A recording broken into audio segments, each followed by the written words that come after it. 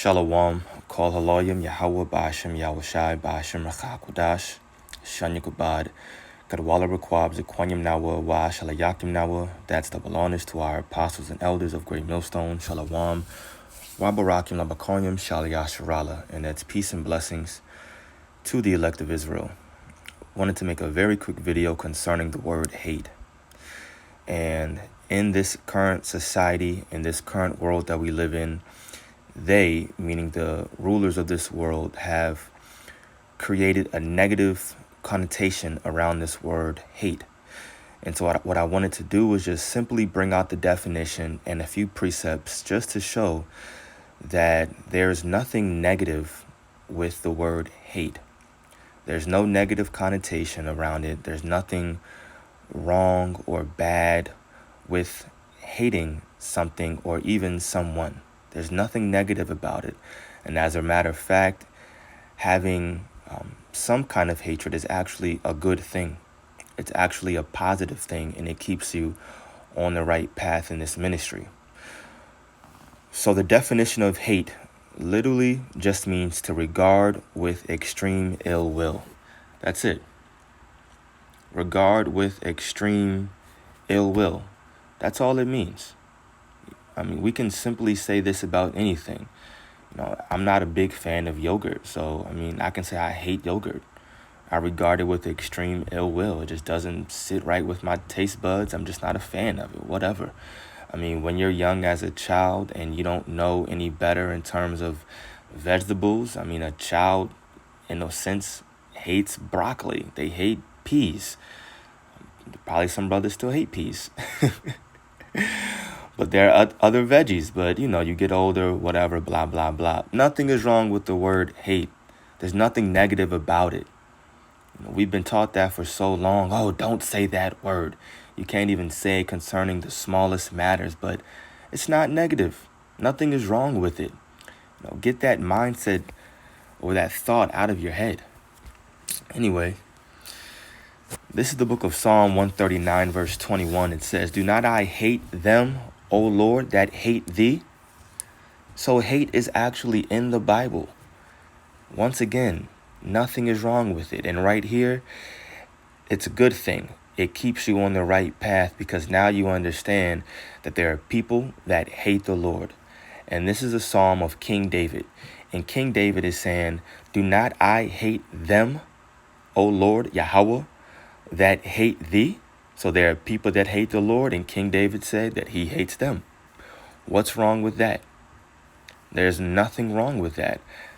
King David had an extreme ill will towards those that hate the Lord.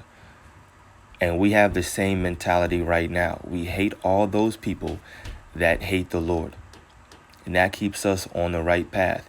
Why? Because it keeps us hanging around the right people. It keeps us doing the right thing. We have examples of how not to be, how not to act. So now we know what to do. Right? So just to finish it out, verse 21 in Psalm 139, "Do not I hate them, O Lord, that hate thee? And am not I grieved with those that rise up against thee?" And then verse 22 says, "I hate them with perfect hatred. I count them mine enemies." Everybody that's coming up against this word, they're our enemies. Because at the end of the day, they're against the Lord. More than likely, they're enemies of the Lord. So we count them our enemies. We hate them with a perfect hatred. And if they're a part of the nation of Israel, then we'll see them later on in the kingdom. But that's how it is on this side. Nothing is wrong with hate. Now, when you jump to 1 John chapter 2, verse 15, it says, "Love not the world, neither the things that are in the world. If any man love the world, the love of the Father is not in him." And what's the opposite of love? Hate. So what's wrong with hate? Having hatred toward this world is a positive thing. It's a good thing. That doesn't mean that you're walking around and you're just 100% of the time, 24/7. You're just pissed and you're walking around angry, mugging everybody.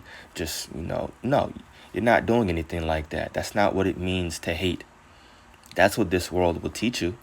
And that's what they force upon you to make it seem like hatred is. That's not what it means. It just describes a mentality of what? It's a mentality of having an extreme ill will towards something or someone. And we extremely hate this world.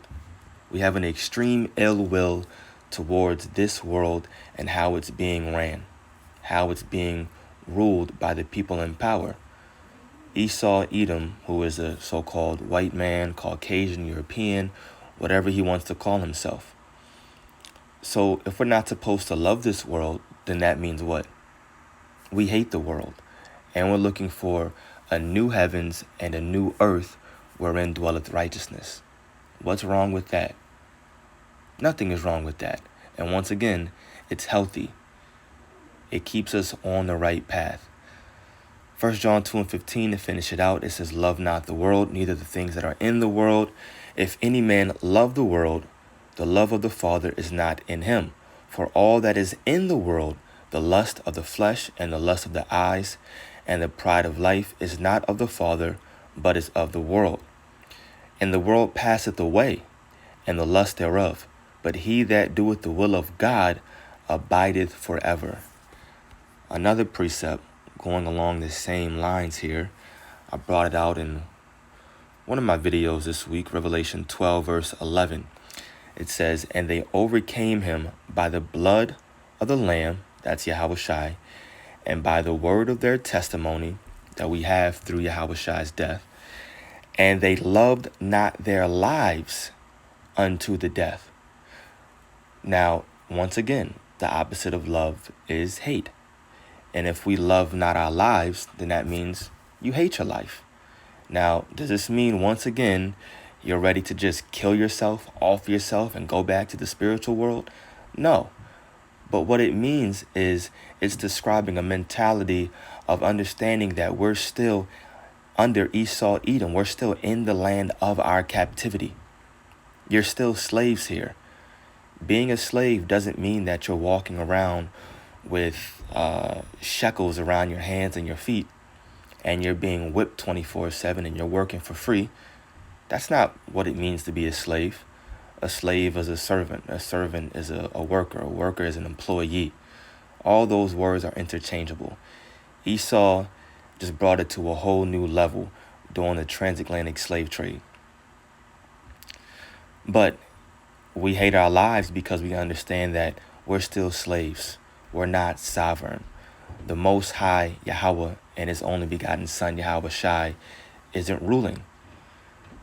And then furthermore, we're in these bodies that continue to sin each and every single day, and we're tired of it. We don't want to go off. We don't want to sin before our Heavenly Father and His only begotten Son. We're tired of these things. So we're looking forward to new bodies as well as new heavens and a new earth. So we love not our lives. We hate our lives. And that's why we continue to offer our bodies as a living sacrifice. Because what else is there to do in this life? What, build up and have a family here? You build up and have a family and do what? Just for the Most High to return and destroy this entire world as we know it? Because that's what's going to happen. No, so once again, having that hatred is healthy. It's healthy. It keeps you balanced. It keeps us on the right path, and nothing is wrong with it. There's no kind of negative connotation around that word until you begin to, I can't even word it, until you begin to be negative. Like hating your brother for no good reason. All right. Well, now that's going off because you thinking something that may not even be true and you haven't confronted that brother. Now you hate that person. All right. Now it's negative, right? If we have to give a so-called negative example, that's it. That's all it is. But the Most High hates. We'll show you that really quickly. And then, we'll end it off here.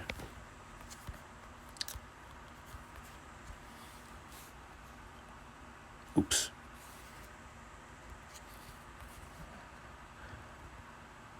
I'm tripping. Okay. Oh, hated. Hated. Romans 9, verse 13. It says, as it is written, Jacob have I loved, but Esau have I hated. I wanted to grab this in the New Testament in case we grab anything in the Old and certain people watching say, that's the Old Testament, it's done away with. No, it's the same thing in the New Testament. The Most High has never changed. He hasn't changed, and he won't change. The Most High has what? He has a very extreme ill will towards Esau, Edom. That's it. So the Most High hates. You can't call it negative. Oh, it's a negative thing. God hates Esau. Oh, it's negative. No, it's not. Nothing is wrong with it. He has an extreme ill will towards Esau. He created him to be the devil. He created Esau to be adverse to the Most High, his ways. So he hates him. That's what he created him for. Right? So we hate Esau too. Nothing is wrong with that. We know who our enemy is, Esau, Edom. You're supposed to hate your enemy. Someone kills your parents or your siblings or a good friend. Are you supposed to love that individual? It's not natural. You can't force something like that upon yourself or anybody else. No, you hate that individual. You have an extreme ill will towards them. That's it. So anyway, wanted to make that quick video and bring out only a few precepts, nothing deep to go into, just bringing out some thoughts that were on my mind. I pray that this was edifying to the elect. Call Aloyim, Yahweh, Ba'ashem, Yahushai, Ba'ashem, Rachakodash. Double honors to our apostles and elders of Great Millstone. Peace and blessings to the elect. Shalom.